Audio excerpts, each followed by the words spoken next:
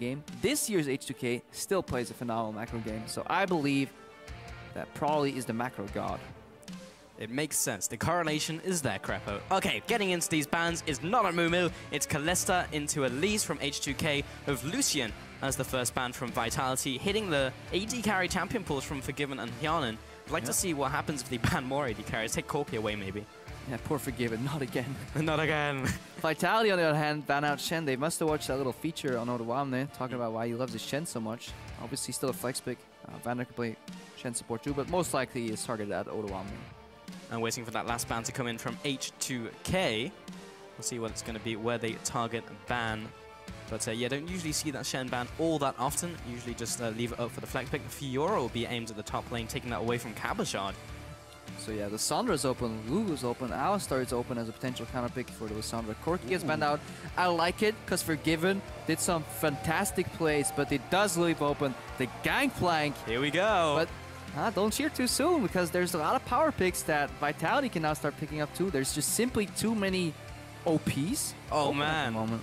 Miss Fortune as well coming out. We've only seen one game so far, and now on 6-1 with a slight hit to her E. Doesn't really hit her early game that much, but I want to see what Runes and Mashes is going to be taking in this game. Miss Fortune and Gangplank going full Bilgewater in this game. It does ruin the level 1 to like 3 in terms of putting people in kill range. But in Misfortune as a champion, the inherent weakness is obviously that you have no gap closer and that you're prone to getting engaged on. But Lulu solves a lot of those issues. So Vitality is setting up for a pretty chaotic game, though they need to get the Alistar. I hope so, at least, if the Lissandra comes out, because it's just so good to play into Liss, because every time she puts her Ice Claw, you just hover on top of it and look for the instant pulverize. And additionally, great engage so you can actually layer the bullet time on top of his combo, even maybe something like a Malphite as well. Something just to lock them in place for the bullet time would be great for Vitality. And now looking towards H2K, they may even deny the Alistar here. You know what's great with bullet time? What is that, Crepo? A moo-moo. It's the sad bullet time. It all comes together in this champion select. It wasn't a misclick. It was all an elaborate ruse. It was a sign. But Graves will be picked up from Yankos. We've seen that before from him. Going to be in that jungle as we have the Gangplank picked up. Yeah, very meta rotation here. Graves in the jungle or in the top lane. Gangplank can flex to mid too, so we still have flex around. And then we have probably the strongest support on the Rift right now for H2K on the Alistar. Can always ulti out of CC and go for the interrupt on the Misfortune. Yeah, looking forward to a potential GP mid. GBM was one of the big ones who played it back in the day. Generally going for Grasp in top lane or mid. It's just fantastic. You hit minions for a bit, and then you shoot them in the face with Grasp, and then you just get health back, and it's just strong. So actually one of the... I think they even run Bandit. Away from Thunder Lords. Yeah, I think they actually run Bandit too. Over Dangerous Game? Yeah. Just for the harass, just get the Gangplank going on. Okay. I'm not sure, I'll have to double check, but I think I heard Freak talk a lot about that in the North American casts. Alright, we'll see if H2K decide to do that on Gangplank this game. We'll get that confirmed. Waiting for those pickups coming in from Vitality. It's going to be Nuke picking up the Rek'Sai. He's not going to be playing it. No AP Rek'Sai today, but the Morgana also locked in. So going up against somebody who's called the best AD carry at points in the West, you know, Forgiven, the mechanical god, they're going to say, well, we send in Hjarnan, but not alone. Take this shield, take this Whimsy, take this Lulu shield, get Pixie too, and then fight Forgiven in an uneven battle 5v1. Protect the Hjarnan coming out here on the Misfortune. We need to see how well Vitality can play that, and we need to see Vitality get Hjarnan head in the early game, because everything is on him so far. I wonder what Forgiven picks up. Maybe he could go for a Caitlyn. Actually hovering over the Caitlyn and locked in with all those top tier AD carries taken away. And now we see the Caitlyn. That was actually played in the NA's LCS as well, so we've seen it before, but not quite in Europe just yet. Yeah, I think it was Team Liquid with Piglet who had that one. The enemy AD carry, he ran over a trap. This is like super late game, and if you don't know what changed, whenever you walk on a trap, Caitlyn gets an incredibly long-range headshot queued up. So the enemy AD carry walks on a trap, Piglet just snipes him in the air, just does a massive amount of damage, 80% of the HP gone. So definitely you have to watch out for Caitlyn. In addition to that, she is incredibly strong in sieges because she can line up the traps. Luckily for Vitality, they have the answer with a Black Shield on the support here, Kasing already. But they're looking at some dive too, though. Imagine Gangplank ulti combined with Lissandra going in. Very explosive fight here for H2K. But also a decent amount of late game with both GP and the Caitlyn. Got the late gams. Late gams. One. Waiting for that last pick coming in from Kissing. Go on, you know you want to pick Zilean. He used to play support LeBlanc back in the day, very early on in small lands. That was fantastic to watch. One day it will be back. Oh, we need some more. Yeah, we need some more damage and another threat, and preferably a backline threat. And that is actually completely done here with the Olaf. We have Nukeduck on another Lulu mid performance here.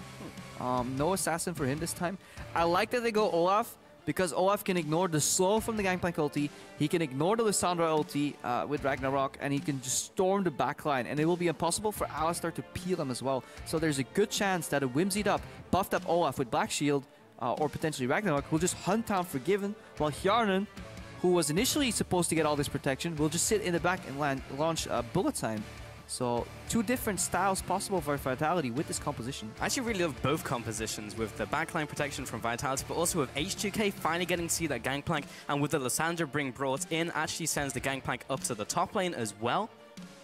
Yeah, definitely a lot of options here. And how well can Selfie play this game? Can he push in Nukeduck and disappear and roam? You know, how comfortable does he feel with roaming with this Lissandra? Because that's one of the strengths of that pick. Yeah, well, we see the coaches shaking hands. We're getting in here. The comms are locked in, and it's time to load up for Vitality versus H2K. We just won against Origin and Fnatic, but I think H2K is going to be the biggest challenge of the three. Hjarnan is good Kalista. Casting is a little bit fresh. That's the advantage they have. We want to win against them more than we want to win against other teams. And H2K said, forget it! We can just take the base and end the game here! Vitality strike down Origin! They're good, but they're not something special. Here we go, ladies and gentlemen. H2K up against Vitality. Probably the hypest game today, coming into this one for a final game. And Selfie and Nukeduck lining up in the mid lane, but the stack from Vitality in the jungle, just stopping that invade coming in from Jankos. Yeah, I definitely want to spot the invade. I think Vitality expect H2K to want to lane swap and therefore move in deep into the jungle potentially and stop the deep vision. That's why they're camping in their own jungle. They seem to ignore the bottom side of the map entirely though, so we need to see what the reaction play here will be from Vitality. We could see another invade that we saw earlier, where the bot lane goes to just check the enemy camp. You very often see that in double range lanes too, where worst case they find the enemy bot lane doing a camp, stop them, and then have a double range advantage on level 1, which is incredibly hard for Alistar to deal with. Looks like Kasing and Hjarnan are setting up to do that. In the other event that they don't find a bot lane, they will just stop the double jungle poke and continue into a standard lane swap scenario. So far, we'll see if that happens in the next couple seconds. Odoan, they're going to be starting in this top side with Forgiven sitting up there as well. So, see what H2K does with this one. And Kasing and Hjarnan still not revealed. Now they're heading out and heading down into the jungle for that potential jungle invade. Try and stop them taking that Gromp. This can be dangerous. Just keep your eyes on the buff. The Fog of War is enabled right now, but around the corner could be an Alistar. And here they come, the flash and the knockout from Vander. And Hjarnan is fast on the trigger. He'll flash away, but Kasing not going to be so lucky. The flash into the wall. Every one of us pale flashes once in a while, and that is first blood over to Jankos. So we did not see this at all last week. So either these teams have been watching the same VODs, or they've shared scrim partners in which one of these teams has done this play. Other teams have copied this and started doing this. And H2K, as we said, they're a good macro team. They were already one step ahead. The move that Forgiven and Vander there did, it basically guaranteed a punish if Vitality went for the play that they were going for. If Vitality didn't indeed go for a bot lane stop in the top side of the map, then they could pincer. That's why they had that ward there. So Forgiven and Vander already one potential step ahead, and it pays off. Double flash burn and first blood. Good start from H2K. Yeah, man, that was brutal. And they get the 2v2 lane in the top lane. Kasing and Hjarnan have to go for that camp as well before they start off the game. Vander opting towards the wind speakers, again, for the aforementioned reasons why we spoke about Janna. The AoE heal will give extra resistances as you get into those team fights, instead of Bond of Stone, which will just hit pure AD carry. And this completely shifts the early game. Whereas Vander and Forgiven would have a very rough level 1 due to the double range advantage, they now have an experience boost. They're first to lane. Hjarnan and Kasing have to play careful because suddenly they're playing without flashes, so if Black Shield doesn't get enabled properly, a combo into trap can prove lethal. And it all shifts around. Jankos playing catch up to Shuk is invading. He's revealing him. This is what Shuk does best though. He reveals the enemy jungler and allows Cabochard to play pure on mano 1v1 and get ahead that way. Jankos will just shove him out of his jungle, but yeah, keeping track of him and actually staying around the area as well. He knows where it's warded, so he'll just stay up in front of Jankos. And it's not like Jankos can burst down a Rek'Sai at this stage in the game, so he's just going to stay there.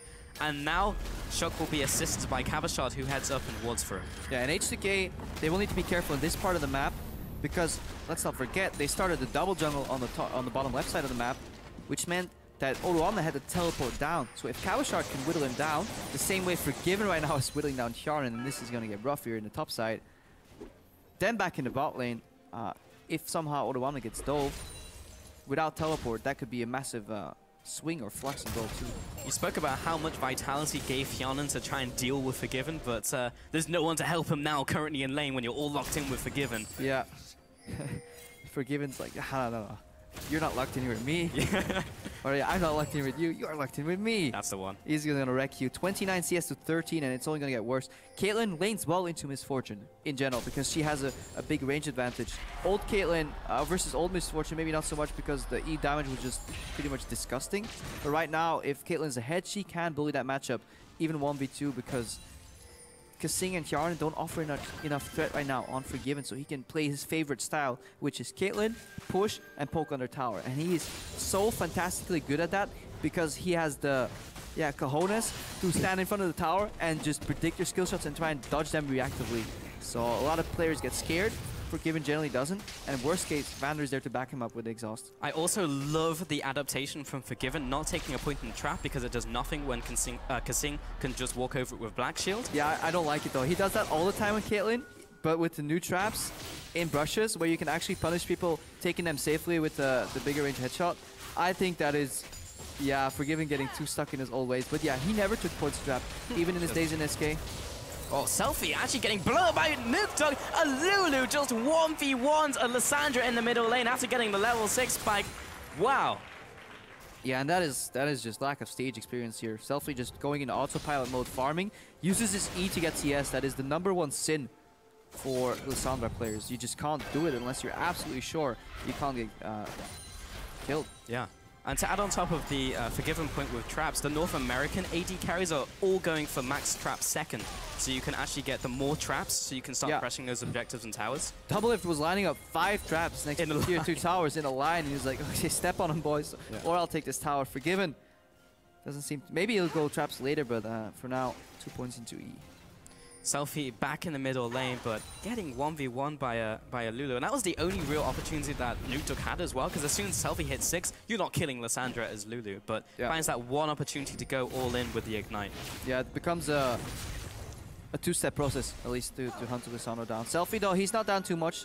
He does get the Catalyst. He's not going for any Abyssal type of builds. A lot of Aegis Rush on the side of Nuketook too, but he goes the more offensive variation. He says, I don't need to finish Catalyst, I just take the core and go for a blasting one here.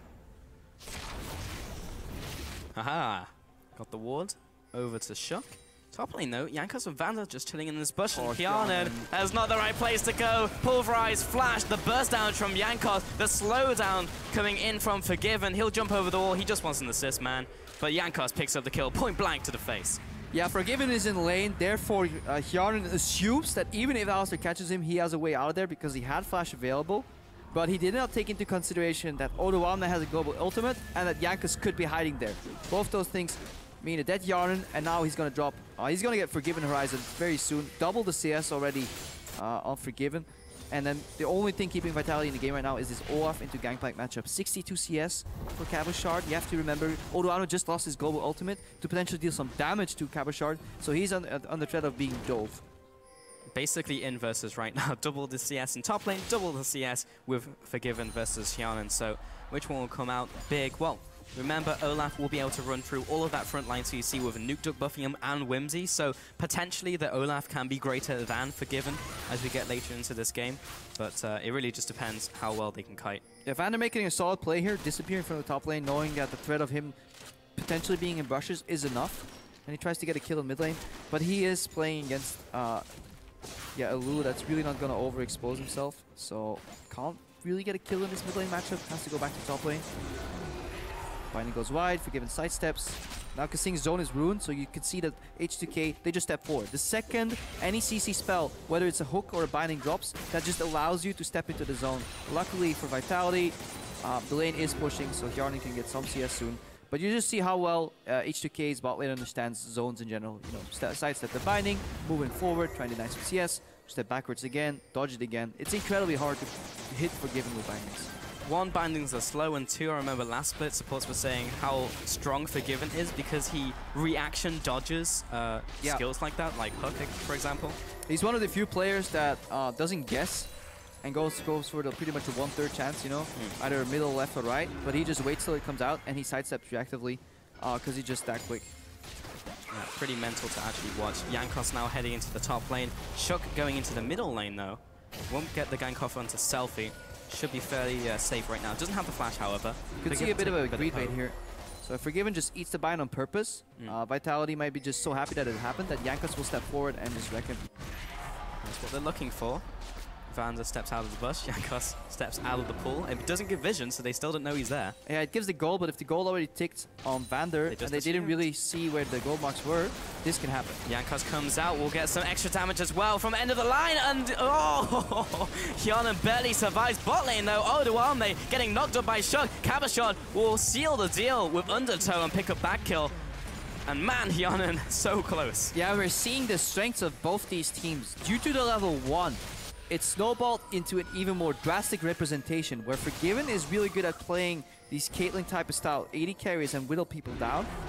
But Vitality, Shook is really good at babysitting and allowing Cabochon to carry into snowballing matchups.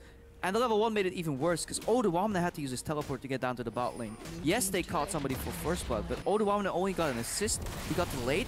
He was put at an experience and a push disadvantage. And Shook, he had a complete path to shut down Oduamne. Then Oduamne used his ultimate in the top lane to get another assist, but he lost more in his own lane, and he's now being snowballed upon. It's arguable as well whether H2K are getting the short end of the stick because Gangplank really needs gold and to get his one ultimate stacks with the Silver Serpent and also itemization to be useful versus Misfortune, who hits level 6 and at least has damage in from bullet time. Yeah, exactly, and this can still become a protect the Olaf composition instead of a protect the Misfortune composition because Lulu can speed him up, Ragnaros makes him immune to any peel, Alistar is, bar the exhaust, useless against an Olaf. Exhaust, the damage reduction still goes through Ragnarok, and then you just run, you just hope you escape him. And that is pretty much the win condition. Olaf runs at you. Does he kill you before you kill him? Find out. Yeah, it's one or the other. Cabochon will be walking to this bush. Vander does not get the combo. Cabochon is going to throw out the Undertow and slow down. Ragnarok has not been popped, but there's no CC to pop. Yeah, we still have to be mindful. Olaf is still not a tank, though. He's going to be a damage build. You can burst him. Doesn't matter if he's immune to CC. Very few people are immune to damage. Yeah, that's true. Apart from Liu Shen. But also, he needs to be near his two facilitators, being Lulu and Morgana. Those are his tanky stats right there. Yep. Top lane now being sieged in from Hjarnan and Kasing. They should be able to get this one. As Oduamne swapped into the top lane, he's not really going to be able to clear that wave up against these two. Everywhere he goes, Shook is watching him. He just finds misery. Yeah, he's just like, oh, there's enemies here and the jungler. But the other side of the map, H2K are doing the cross-map thing. They take down a tier 1. They're pressuring and they're trying to see if they can shut down Cabo, stop him from farming. Would have placed that ultimate maybe a little lower, just so you get the... Well, he caught the wave as it was walking forward to not allow them to get into tower range to attack too much. That was actually placed very well. Got the majority of that wave. And this allows H2K to make a tempo play. So instead of cross-mapping, H2K siege down 60-70% of that tier 2 tower, while the tier 1 tower is still alive. Not only that, Hjarnan and Kasing have to base here, and they don't even get the tier 1 tower on top. So this is another good example of why H2K is a good macro team. And now they'll just back away and slowly chip away at these turrets. To clarify, I would have placed it lower because I'm greedy and I wanted that kind of minion. Yep. That's what I would have done. But saving the tower, way more worth it. It's the big picture, right? H2K, they don't look at the tiny screen, they look at the big picture. They look at the minimap, they see what's best for their team. But then Oduamne has to learn how to play at a deficit, though. Oduamne has teleport. There's no CC. He's out. This is the day you almost caught Captain Oduamne. Nice. It's actually playing a pirate. That's why you made that jump. Yes. All right, Shook, Hjarnan, and Kasing lining up here in the top lane right now. They're bringing friends to get that tier 1 tower, but H2K spots a move. Forgiven's alone in the side lane. This is something we saw against Fnatic too. And Vander doesn't care that he spotted there. They're just disincentivizing Vitality from getting that tier 1 tower, while Forgiven farms up in the side lanes and wants to put pressure. They will continue this push coming in the top lane. Odoamne is going to try and get these scraps as they hit the tower, but Vander is there in waiting, so is Jankos. Ooh, watch the potential move Nuktuk had in front of him. But because Selfie's putting pressure in the mid lane, Nuktuk couldn't go for that roam to the bottom. He could have gotten behind Forgiven, but he would have sacrificed too much in mid. Oh man, the damage onto Odoamne will stop the bullet time, so he's not in place. Selfie jumps away into Nuktuk. Will take a bit of damage from the auto attacks there. And Jankos trying to clear out the wave. Junglers will wave clear, kind of good in these situations. Alright, Cabashard is Ghost available. Can he run down Forgiven if he gets close? Shook went bound to the bottom lane again. Again, just trying to shut down Forgiven here, not allowing him to farm. Vitality, they're fine playing at a numbers disadvantage in the top lane because they have to disengage with Bind and Black Shield. They're fine playing a slow game. Nuktuk now pushed in mid, and they're rotating into the jungle. This is good. Deep vision, potentially catching out Forgiven. Not allowing him to farm. The remnants of the red buff are there. Yeah, interesting game here. Both teams trying to like force their enemy into making a mistake. Well, this is the game we expected, right? To be played on like a macro level and just slowly chip away at these turrets, try and get small advantages, and then try and push it home. The other question mark was over Selfie as well, and how will he fit in the team, because Ryu was one of the big shot callers on the team. So far has died once in lane, which is obviously not good, but so far, as long as he can fulfill his role in the team as Lissandra, then it's not too bad. He is going even here against Nuktuk, even though he did make that initial mistake, but he's not putting any pressure. And you just can't know what the potential plays was that he could have made, because a lot of the plays that come out of Lissandra can be so creative, where you just force push and then you disappear, or you sacrifice one wave and suddenly you show up in the top lane, call over a wall and just ice doom somebody. So he's not doing anything wrong, but he's not doing any great things either here with Selfie. And Nuktuk just offers a lot of utility later on for his Vitality composition, so the more farm he gets, the more utility he brings to the team. And then Cabashard will take that utility and then throw axes at you. Jankos moving into the middle lane now. 2-0. He's picked up all the kills on H2K, by the way, so it's accelerated his item build just a little. Gone for the swiftness boots, of course. Yep. And bullet time used to just clear out this wave and stymie that push in the bottom lane. And Vitality are running a full AD carry composition if Nuktuk goes more for the utility boot. Yes, does some magic damage, but the main damage dealers will be AD, but it doesn't really matter because H2K don't really have any tanks. They're just 4 damage dealing champions, so much damage in teamfights, and then Alistar was better off stacking more health than resistances anyways. Sure, with his ultimate. Gives you those resistances anyway. Now, Nuktuk thinking about going into the bottom lane, but carries on pushing the mid lane, so H2K need to get something off of this, and that should be the tower. Because they set it up earlier for themselves, they should be able to take it very easily. There you go. Turret goes over to Selfie and Co. Yeah, is Nuktuk going to run to top lane and try and dive Odoamne here? That is the one play that is possible, but it's too slow.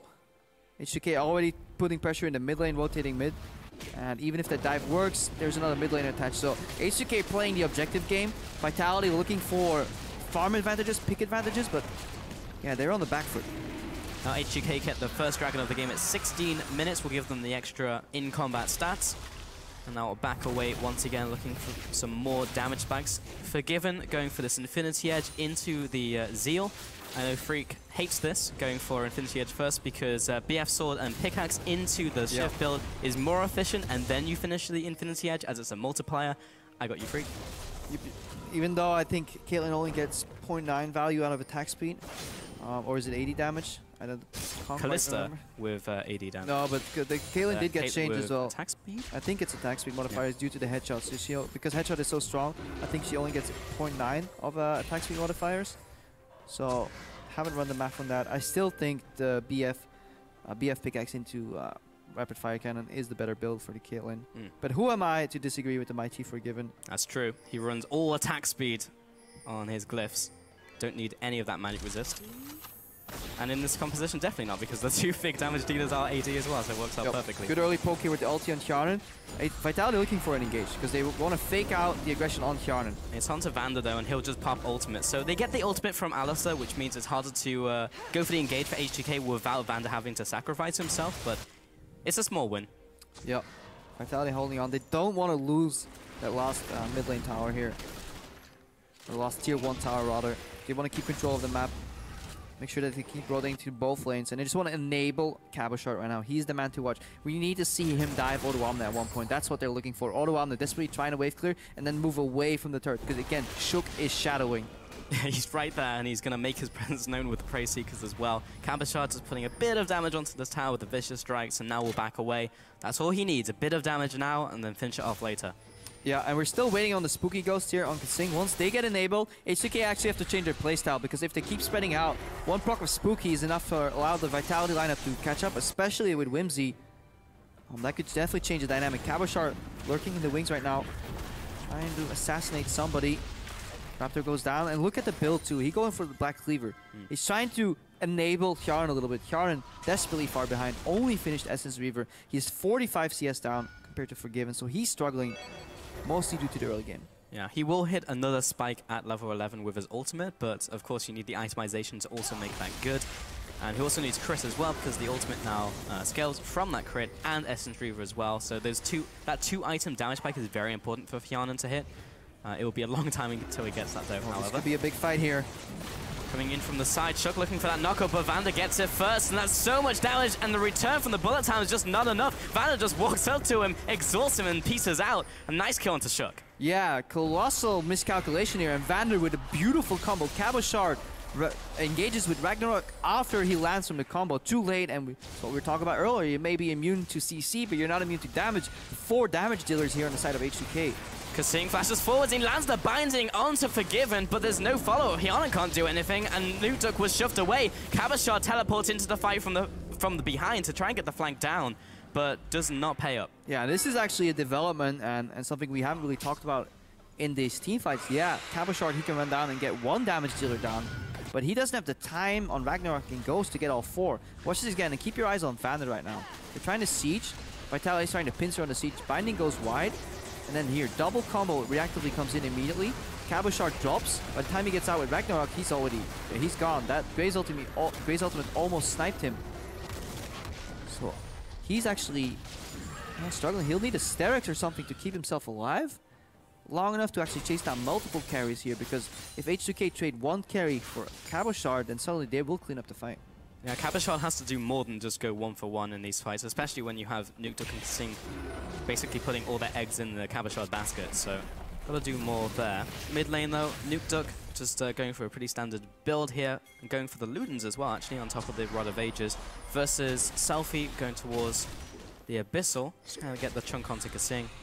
Yeah, we can't praise Odoamne enough for staying alive in that bottom lane as much as he did, while still using his ultimate globally to defend that top lane tower once, to kill Hjarn the other time. And H2K as a unit right now, they're sieging, they're taking down turrets, and they have everything they need to win this game. Selfie didn't feed, he's playing utility, he can do his job. Graves, he has all the kills, so he gets extra damage. Combine that with the fact that Odoamne on Gangplank and Forgiven on Caitlyn have beast champions in terms of late game damage. Everything went right for H2K in that regard, and Vitality, I think they're running out of time. Very possible, unless Cabochard goes absolutely massive and gets all of the kills in the next couple of fights, then it's just difficult to do anything really. When you have a Lulu, you need someone to buff up to be able to carry the fight. Yeah, you see that where Vitality was earlier in the game at least pressuring one side of the map while slowly farming in the other, they are now being pressured in every side of the map. Cabo can no longer overextend and force his advantage. Selfie can even hold the waves and just E out every time. So anybody can hold Cabochard, and the remaining part, whoever it is from H2K, will win the 4v4 pressure game. Vitality on the back foot. Odoamne now on the Triforce. He's close to a second item as well, so he's really not doing too bad for himself. Mid lane Shook will just jump away. We'll be losing that tunnel as well. Jankos clearing away these wards.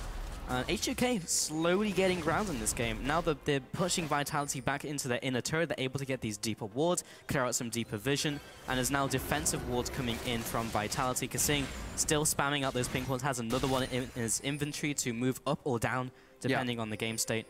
That's something we haven't really talked about too much. Kasing buys something crazy like 14 or 15 pink wards every single game. And 70% of them don't die to the enemy or because the game ends. No. It's Kasing moving them himself. So he's just constantly readjusting his line of vision, which is why Vitality have been staying in a lot of games, because let's not forget, Vitality have been struggling in a lot of mid-games, playing a little bit too slow, waiting for that one magic opening.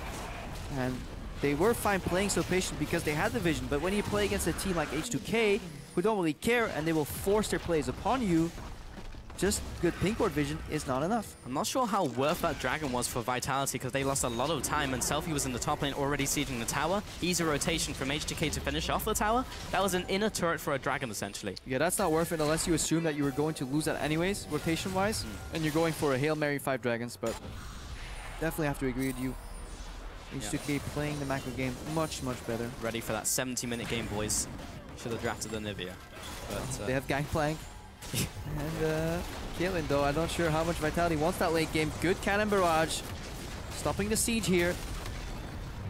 The only thing H2K need to avoid is that they don't get lured into a false sense of security and fall into one of those traps that Vitality was setting. So many times they lured people in trying to use Yarnan as bait and then close the pincer from the side, but we saw Vander with really good combos disengage right there. And on the mid lane, they have another form of wave clear. Gangplank's getting close to being able to one-shot a wave. Is very, very close. He just needs maybe a longsword, and that will be enough to take out the back line as well. Plus Jankos from the jungle, and Lissandra in the mid lane, and the Piltover. Like, they can split up and still have wave clear in multiple lanes.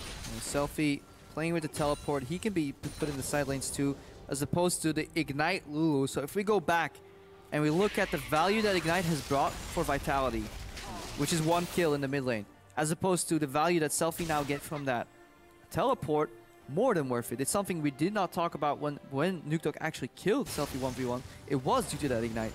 So something happened. yeah, the lights started flickering here. You guys can't see that, the crowd went mild, but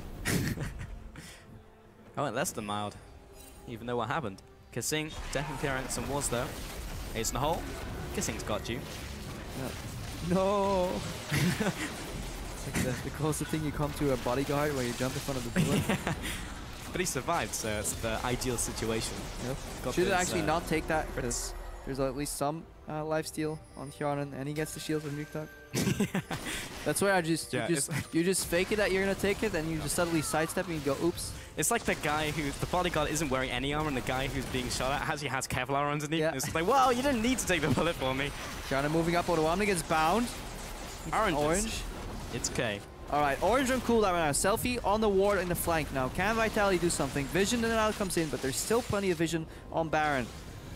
Yeah, too much vision. The orange does not have a long cooldown now, though. It's around 15 seconds because he's got the cooldown reduction coming in from Essence Reaver, and he has the crit from Triforce. So the window isn't as big as it was before. Also want to take a look at, while we're talking about skills, Forgiven, you're talking about before Crepo. Yeah, decides to max E. So yep, E-max, mobility. Only 3 traps. Traps only. Fine on Jankos. Selfie does not go in with the claw. Yeah, remember, there's still cannon barrage available. H2K do not have any tanks though. They have a lot of damage, so Vitality, they want to whittle away at the front line slowly but surely with the shields and see if they can just put some of these damage dealers low enough that an all-in becomes possible and they can clean up multiple targets. Nukeduck's low on mana, so he definitely wants that blue buff. Odoamne, he's farming up, and late game Gangplank deals so much damage. He's still nowhere near his actual power spike because the 3 item is where you get the full benefit from that Essence Reaver. But just the time, just the fact that he's gotten time to scale is the big issue, because Cabashard dunked him so hard in lane, and if he was able to stay on top of him and continue pushing like that, that would have been extremely strong. Cannon barrage, Hjarnan gets stopped, Selfie's flanking. May pick up the skill, Glacial Path. That's the flash away. Selfie had his flash as well, though, and Vander, it's not over yet. You're not away, you're not home and dry, and Selfie gets in range. This time he'll flash. Jankos was also there, supplying the damage. Didn't even get an assist. Map-wide play. Odoamne is in the middle lane or the bottom lane. He stops the back with Cannon Barrage. Everybody flanks down, and there's no cross-map potential from Vitality because they don't have the pressure in the other lanes. Really good pick-off from H2K. Speaking of pick-off, Spooky Ghost is now finally completed on Kissing. I feel it's a little late. I think given the context of the game and the late game scalings and the squishiness of a lot of these carries, it may have been wiser for Kissing to finish off Spooky earlier and look for more picks.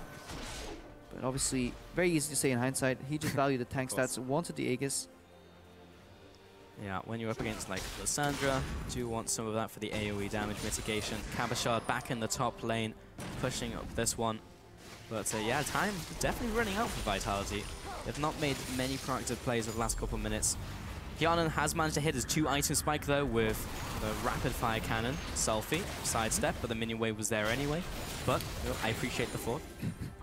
It's always good to practice, you know. Oh, yeah, sure. Especially with the claw. Hey, Forgiven, watch this. I can do it too. Oh, that's a max range biting. Yeah. Forgiven does it on like 200 range, or tries to at least. Kasing finds Vander, not much happening. Very low amount of kills here. We see a lot of moving and potential setups, but very few actual deaths. Blocked at every turn by each team as well. They have the members in the right place so a play can't be made. That one kill we saw on top lane was because of a slip-up in terms of position. Also the fact that Odawame's ultimate was used there, but it's one of those small things where you're very slightly out of position and you have the members in range to react. And we're approaching the point of the game where Vitality will have to start switching out. Here we see the E headshot combo here. Get the max range headshot. But yeah, we're approaching the point of the game where Vitality will have to think a little more about the trinkets, perhaps switch to blue trinkets, because slowly but surely H2K is pressuring them farther into their own base, and eventually the Baron will be Baron of Vision, and then bad things will happen. Also, Smokescreen is actually a really good sieging tool on top of the Caitlyn. It more than anything, it just confuses you when you walk in. Because it's like, oh, I can't see anything, and then you walk away or walk into them, and then either die or walk away and realize you didn't have to walk away. But you can't auto-attack out of it as well, because you stop auto-attacking the target when you have the Smokescreen on. Yeah, vision denial in the sense of the macro vision game is incredibly strong, but vision denial as a game mechanic where you actually just make it so people can't see anything is one of the strongest mechanics, and it's actually incredibly hard for us shortcasters to really show people that, because you don't really see it. You really have to look for it, but it is so punishing and so absolutely brutal in certain team fights. If you want to know what it's like, as soon as you see someone step into the smoke screen, just close your eyes for about 5 seconds, and then you have what they're saying. Empathy. Yeah. Alright, line of traps comes out. Selfie's posturing aggressively. The wave's being cleared. Both teams know that this wave isn't going to amount to a siege, but they just want to push it in so they can move in for Baron vision. Always have to push in mid first. Forgiven with another poke. Shook. He's the bodyguard. Yeah, he's always there for you. There's a spooky ghost. Kind of odd timing, I guess. They were disengaged for the claw. They were just disengaged for the claw. So teams really don't want to fight. Waiting for some bind to connect, some flash knockup. But nobody wants to be that guy that goes in and fails. Well, Vander's got his flash available. The Black Shield is going to be down, so maybe there's a potential opportunity here. Ooh. And Hyanan, that is a fast misfortune. Phantom Dancer here on Forgiven. I was going to mention. Alright, mention it. By the way, do you see this item pickup from Forgiven? Picked up the Phantom Dancer. Wow, that's actually super interesting. Not going for any lifesteal, so he's comfortable playing against this comp like that. Just wants more attack speed and wants more dueling prowess. Phantom Dancer did get changed. Glass Champion hit. Does 12% less damage to you, so whoever he's attacking will have a harder time 1v1ing him. So if Olaf charges at Forgiven and he gets exhausted and he gets the Phantom Dancer proc, he may have Ragnarok, but he'll deal a lot less damage. And the movement speed as well for the Kite against Olaf is just really, really good. I actually like that item pickup a lot. And now he picks up the Vampiric Scepter for the lifesteal. Forgiven approaching critical mass and doesn't have the need to go QSS here. No Mikhails on the side of Vander too, so very confident. If he gets bound, he gets blown up immediately. So a lot of confidence in his flash usage. Or a lot of disrespect for Kasing. I'll leave that in the middle. Forgiven does not get bound. The last time we saw him get bound this game was because Kasing flashed on top of him and then bound. Yep, and it didn't really... And even if they get him... Hang on, selfie flash. Not in range. That's the jitters. Yeah. That was like maybe a Teemo. That was like a very small amount of range though. But still, not having that. Flash available. Yeah, Strut from the Meth kicks in there. Poke on Kasing, selfie, no flash. You just saw him use it. Cannon Barrage is down, so they cut off one escape path. Weren't able to commit, so H2K get a little antsy here. Didn't want to wait anymore. Flash down, Cannon Barrage down. Can Vitality capitalize? That specifically could be big in the next team fight. If Selfie cannot get on top of Hyanan, one to zone him or two, stop his bullet time in a tight situation, that could pay off. Yeah, look at Kasing. I think that's Captain that he has picked up right there. It is. It is? Okay. I'm reading the screen. I'm literally hovering over the boots for like 10 seconds. I can't find it. But it is it is Captain. So because he's playing backline, and if somebody takes a bad trade and wants to retreat, they can always run towards Kasing. And that obviously helps with the Captain. Especially Hyanan, because he can move forward right now with the Whimsy, get sped up, and he can play a lot more aggressive now that he has picked up the Quicksilver Sash, because he can disrespect Selfie, get ulti to walk out, and hopefully get saved or just flash out, reset the fight, then turn around with bullet time. So Hyarnan can play a lot more forward. And may not even need the help of Lulu or Morgana, so they can save the Black Shield and ultimate for Cabochard if he jumps in. So may actually help a lot there in terms of saving resources. But if he does find himself in a trade, he has 2 damage items. Forgiven is working on number 4. So Misfortune, Caitlyn duel, not going to happen. No, you want to run away at that point. If you see Forgiven in the Dark Alley, you just turn the other way. That could happen in the jungle. Hyarnan looking at that Dark Alley and wants to run away immediately. Jankos and Vander there, clearing out those tunnels. Jankos can make that alley dark. With the he can, yeah. Here we go, Hyarnan. Multi-layered.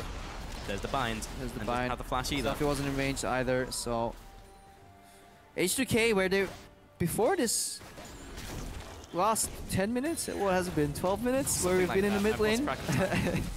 What year is it? They were playing different lanes and they were using Odoamne as a global force with his ultimate and split push pressure, but they've completely stopped doing that. Odoamne ran to the bottom lane, watched the minions, is now running back, so I think this is the part of the game where H2K is really feeling the loss of Ryu. Because if you watch this game and you cover the name tags, you wouldn't say that this is the epitome of macro play.